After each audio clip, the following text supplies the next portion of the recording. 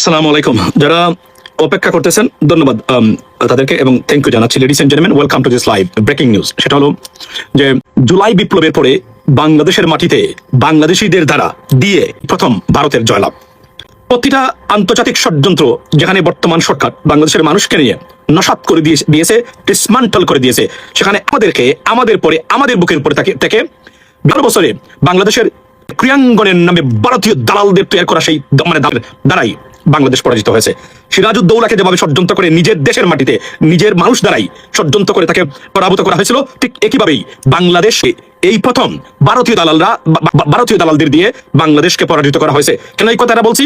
সবচেয়ে দুঃখজনক খবর হলো বাংলাদেশের ক্রিকেট বোর্ডের পরিচালক যিনি নাজমুল ইসলাম ভাই, যিনি একটা বাংলাদেশের পক্ষে দাঁড়িয়ে সঠিক মন্তব্য করেছিলেন, সেই কারণে তাকে সব জল্পনা কল্পনা সব ধরনের আলোচনার পরে তাকে সব ধরনের ক্রিকেট থেকে অব্যাহতের তীব্র নিন্দা এবং প্রতিবাদ জানাচ্ছি। একটু অপেক্ষা করবেন আপনারা।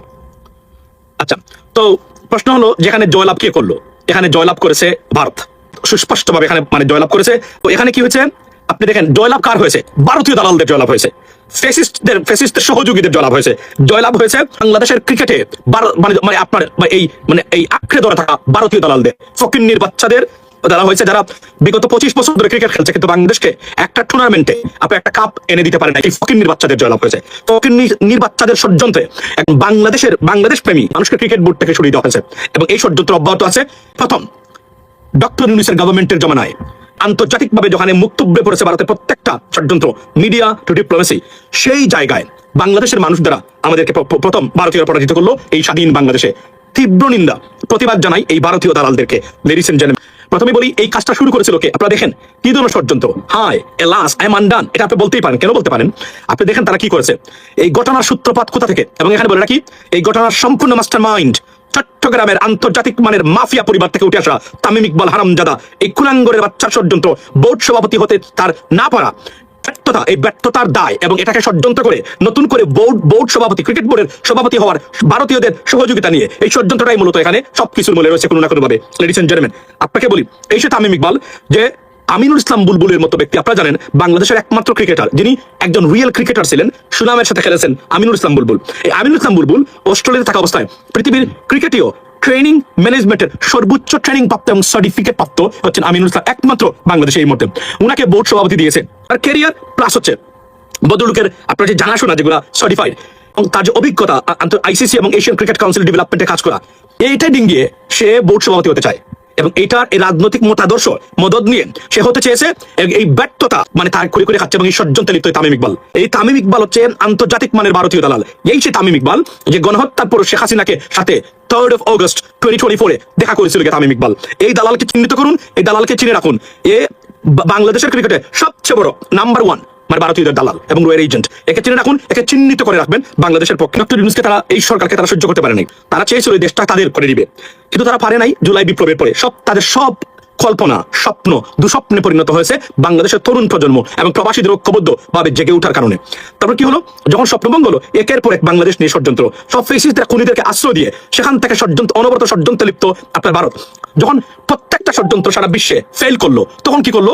তখন আপনি দেখেন এই ক্রিকেট নিয়ে সহ্য করতে পারে না, যেহেতু পরাজিত সব জায়গাতে, সেখানে মুস্তাফিজকে নিয়ে তাকে বেজ্জতি করে তারা ছেড়ে দিয়েছে। এটা মুস্তাফিজের কারণে নয়, বাংলাদেশের উপর তাদের প্রতিশোধ নেওয়ার কারণ হিসেবে তারা এটা দেখিয়েছে। যদি তাই হয়, বাংলাদেশ ক্রিকেট বোর্ড প্রতিবাদ করেছে। তখন এই প্রতিবাদ করার পরে তারা শুরু করেছিল, দেখেন প্রতিবাদ করেছে, খেলা এখানেই শেষ। তারপরে কি করলো? তারপরে তামিম ইকবাল এসে কমেন্ট করলো, এটা যদি না যাওয়া হয় T20 ক্রিকেটে, তারা বলছেন যদি নিরাপত্তা তামিম মানে মুস্তাফিজের নিরাপত্তা নাই, তাহলে তো আমাদের কারোই নিরাপত্তা এখানে থাকার কথা না, নাইও। Therefore as a result consequently আমরা আন্তর্জাতিক T20 বিশ্বকাপ আমরা যাবো না, সেখানে ভারতে খেলতে যাবো না, যেহেতু আমাদের একজন ক্রিকেটারে যথাযথ এটা সারা পৃথিবীর সোমালিও করতো এই কাজ এবং এটাই করতে হবে। সেই ক্ষেত্রে তামিম প্রথম মন্তব্যটা করলো কি, আমাদের আইসিসি থেকে রেভিনিউ আসে 95.90 to 95%, আমরা এটা করতে পারবো না। দেখেন দালালের কাজটা দেখেন আপনারা, করলো এটা এখান থেকে শুরু। তারপরে নাজমুল ইসলাম সাহেব উনি তার ফেসবুকে একটা পোস্ট লিখেছেন, 7 থেকে 8 জন 23 জন মানুষ রিঅ্যাক্ট করেছিল মাত্র। এখানে এটা ভাইরাল হওয়ার কোনো কথাই না। কে বা কারা স্ক্রিনশট নিয়েছে, যেহেতু উনি ক্রিকেট বোর্ডের পরিচালক, এটাকে তুলে দিয়েছেন মার্কেটে, সেখান থেকে শুরু বিতর্ক।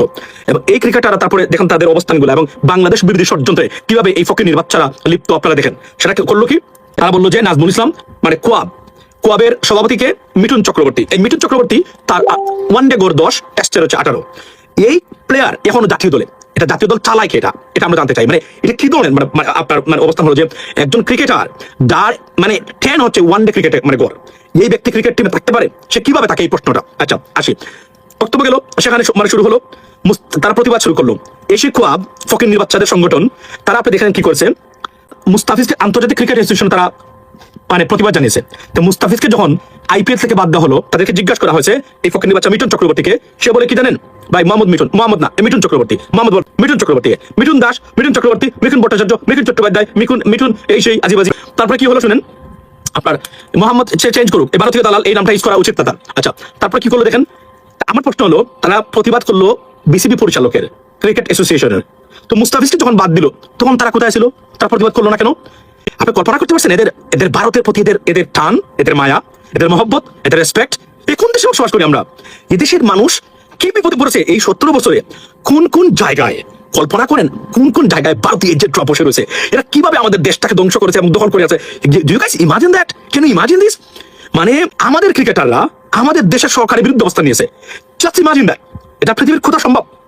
এটা পৃথিবীর কোথাও সম্ভব না। এই দালাল তৈরি করে গেছে শেখ হাসিনা। এবং মাথায় রাখবেন, এই সেই মিরাজ, এই যে মিরাজ বলছে যে বড় বড় বক্তব্য দেয়, এই মিরাজের দেখবেন মিরাজের একটা বক্তব্য শুনেন, আমি আপনাদেরকে শোনাই। নতুন প্রজন্মের নতুন ভোট নৌকা মার্কার পক্ষে হোক। শুনেন, এই হলো এই ভিডিওটা সে যখন মানে সাকিব আল হাসান যখন নির্বাচন করে তখন সে নৌকার পক্ষে ভোট চেয়েছিল। এই দালালের বাচ্চা, ফকিন্নির বাচ্চা, হারামজাদারা দেখেন, এদেরকে আপনারা সাপোর্ট দেন, এরা আপনাদের, আমি আবার বলছি, ক্রিকেটের প্রচার মানে ভারতীয় আধিপত্যবাদের প্রচার। মাথায় রাখবেন, এখন এই ক্রিকেটটা সম্পূর্ণ ভারতের দখলে। ভারত ক্রিকেট দিয়ে আধিপত্য বিস্তার করে ডিপ্লোমেসি এবং তাদের অসৎ উদ্দেশ্য হাসিল করার প্রচেষ্টা লিপ্ত। Be careful. আমি আপনাদেরকে বললাম আগেই, ক্রিকেট এটা কয়েকটা দেশের খেলা মাত্র। ফুটবল মতো দরকার আমাদের। ফুটবলকে যদি হামজা এসে এবং এই ফুটবলটাকে আপনি দেখেছেন ভাই, এই আপনাদের রাজনীতিবিদ এদেরকে কিভাবে দিক্কাত জুতা কিভাবে মারবেন আপনি ঠিক করেন। দেখেন কি করেছে, ইচ্ছাকৃতভাবে ফুটবলকে মানে দামিয়ে রেখেছিল মানে Awami League. Do you know why? ক্রিকেটের প্রচার। Do you know Y?